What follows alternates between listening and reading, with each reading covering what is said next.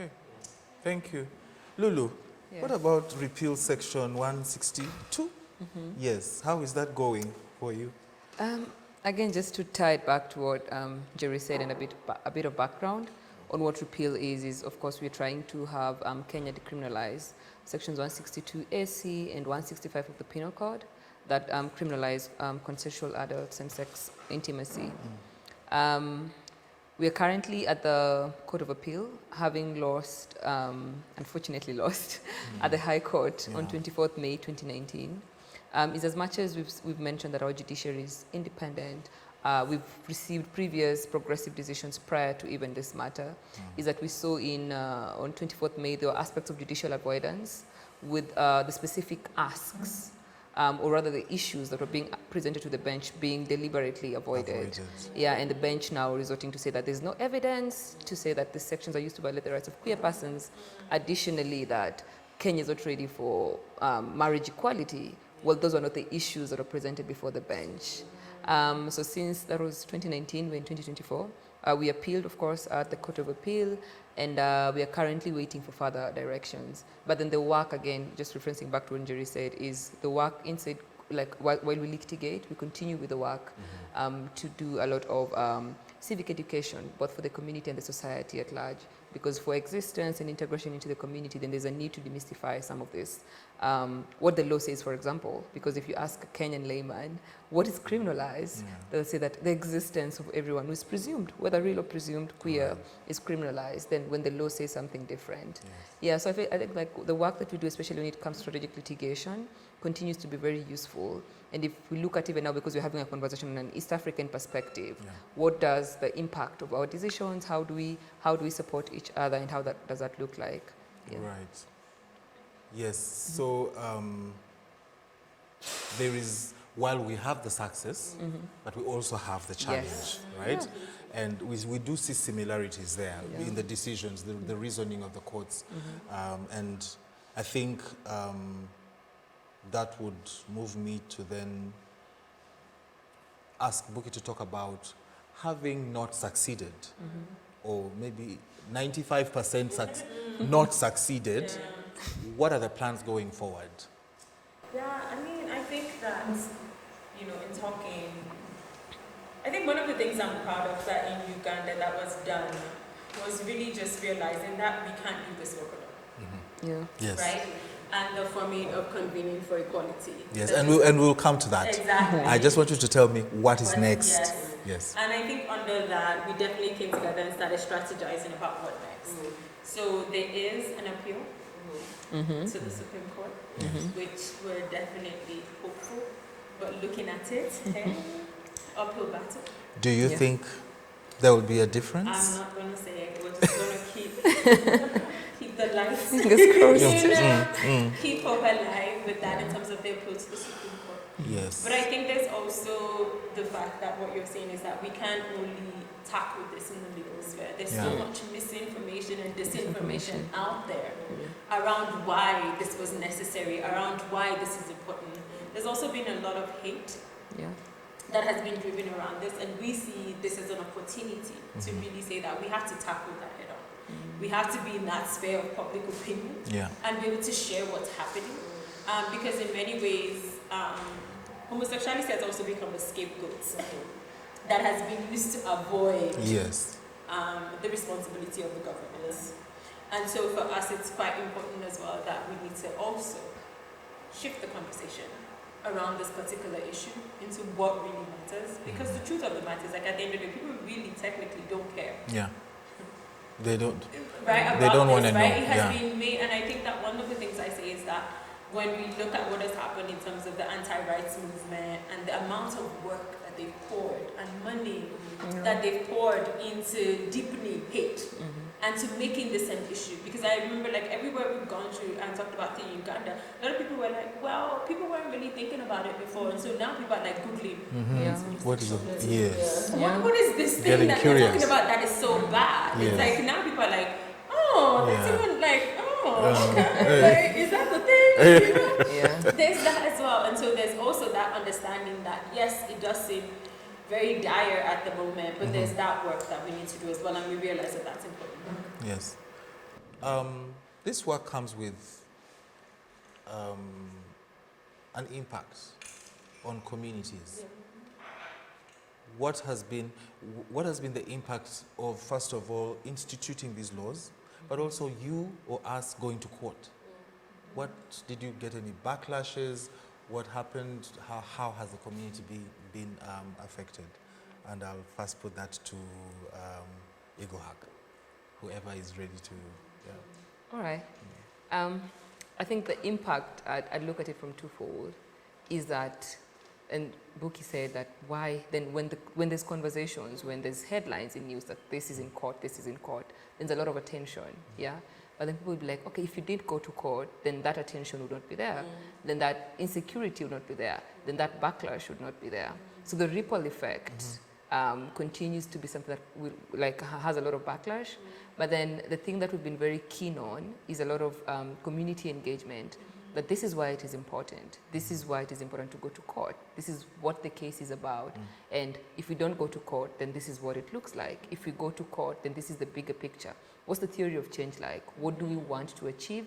And then this is not something that organizations are doing, like just organizations, it's a community thing. So to be able to have these conversations and do the strategic litigation work as a community is very instrumental. Because again, I think when Ken and Jerry were first going to court, there's a lot of backlash that they faced, that you know what, no one has gone to court before, but then you're here the newbies, and now you're going to court.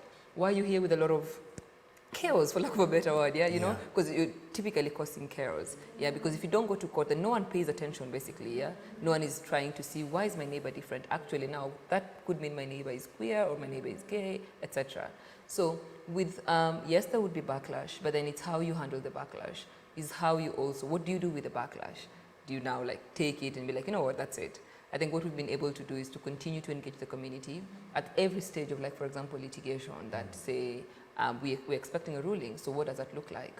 What does a plan look like, both safety and security, legal, and come up with measures, because anytime there's been a ruling, we know, having seen the trends, that, for example, there'll be an increase in human rights violations. So just having those conversations and centering the community, having a people-centered approach continues to be very useful for us as Legal Hack.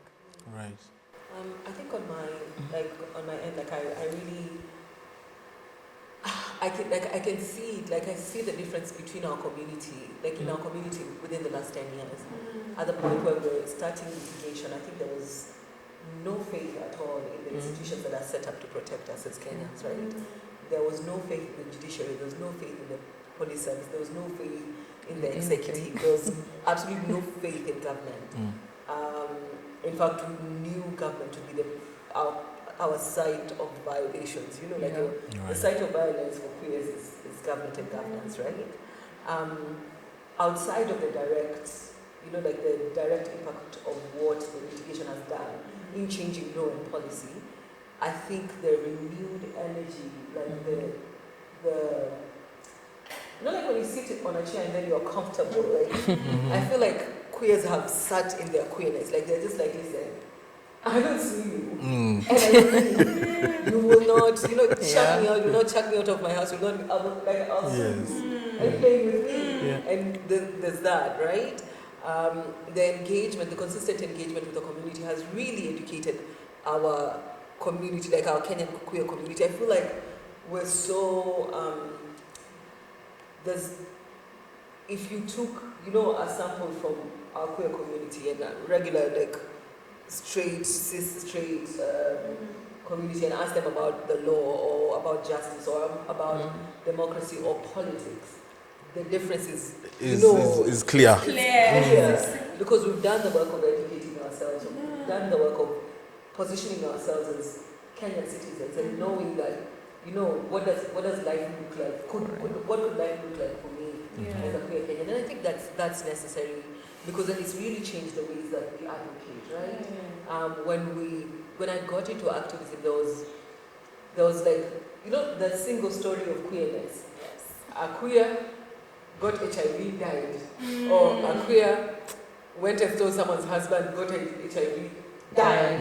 That was it. That was the totality of the story. Now you just go online and the amount of stories, the amount of expression, the people who are speaking out, our parents, Yeah. our, like kids at 18 years old are making, TikToks about educating each other. And like it's just massive. It's massive for all of us, and I think that is necessary. But on a very from a very legal point, the creation of jurisprudence that is African, from Africa, by Africa, is absolutely necessary. Important. In the conversations that we've had today, lawyers who are litigating here borrow from, the jurisprudence that we created in Kenya. When we're litigating, we're borrowing jurisprudence from Botswana. We have a huge library of works, of legal works that are queer. That courts across the continent sit and contemplate a queerness, an African queerness, is a thing of power, right? And lastly, some of the things that come out of the courts, for example, the Supreme Court, the affirmation by the highest court in Kenya that your queerness is considered, is contemplated, and is protected by your constitution. It's like we should just build a monument To that. put that there. It's listen, we are. We are considered, we are beneficiaries, we are the ones. When they were writing about this constitution, they were thinking about us. Yeah. So all of you, the rest of you can go home.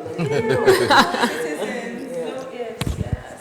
So that brings me to collaboration, but if you notice, we didn't talk about your own pending, quote-unquote, anti-homosexuality bill, which is your family protection bill, that's what you call it, right? I have heard rumors that it had stalled a bit, but it seems to be moving, right? Ours moved very fast, got out of the way, here we are, but we are appealing. So we have plans, you're also preparing. My question is then, how have we collaborated before? Was that successful? Do we have positive case studies of that? How can we collaborate now going forward? Having seen that this momentum, the anti-gender, anti-LGBT momentum is still rolling, how do we work together as East Africans, as Africans? Anybody with any ideas can just chip in. I mean, I would say that Uganda showed a lot of that in 2014. I think as somebody who moved to Uganda afterwards, the stories on 2014 are like legendary. Yes, they are. In terms of the coordination. And we also did work together with Exactly. as Africa during across that time. the continent, Yes. exactly. And so that was a big win for everybody. And I think that's also kind of what made people feel comfortable that, this is not going to come back. Yeah.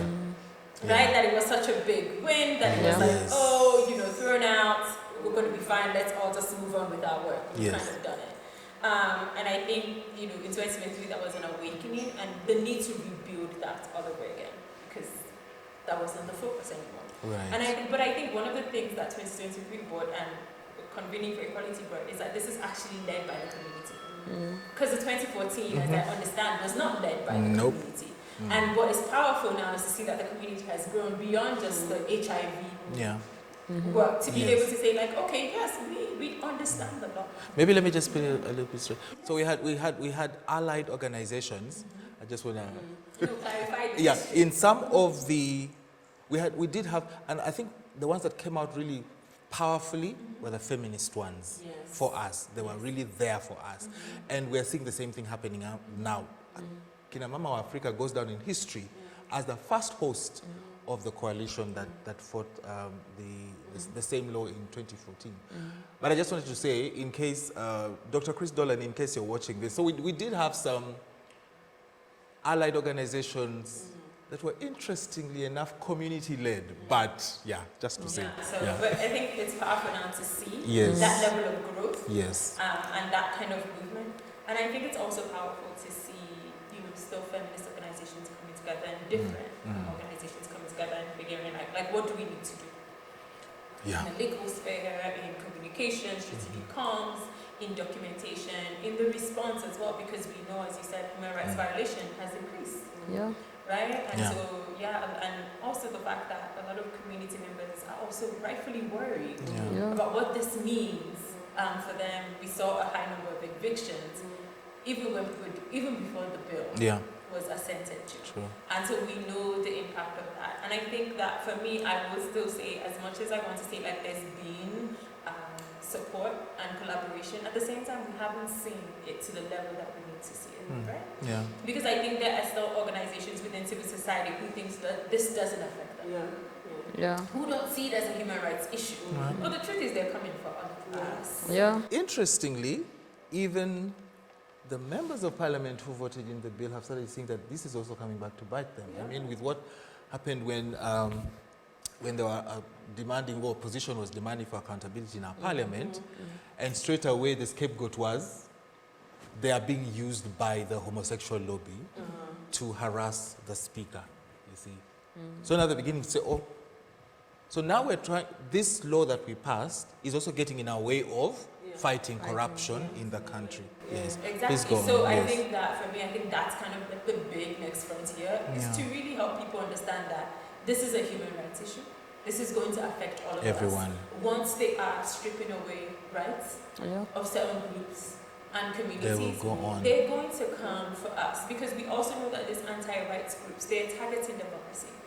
They are influencing Yes. our elections. Yep. They're influencing who's in our parliaments. They're influencing decision-making spaces. It's very clear. Women's rights. Exactly. and It's so very on. clear what It's they're broad. doing. And we're going to see a rollback across the board in Right. terms of human rights. I mean, at the recent Commission on the Status of Women, the debate that is happening is so demoralizing for us to See. think of the fact that we are now 30 years after the International Convention on Population Development. The first, document that enshrined what we know now as reproductive health and Yes. reproductive rights. Yes. And that now we're going backwards on something that was decided in 1992. All right. So it doesn't only affect exactly. one So for group. me, I feel like we need more people to understand what is at stake right now and understand how critical and how important solidarity is in doing this work, because it's not only for the LGBTQI community, it's for all of us, Yeah. right? Because Yeah. we don't know when they're coming for us, but we know that they are.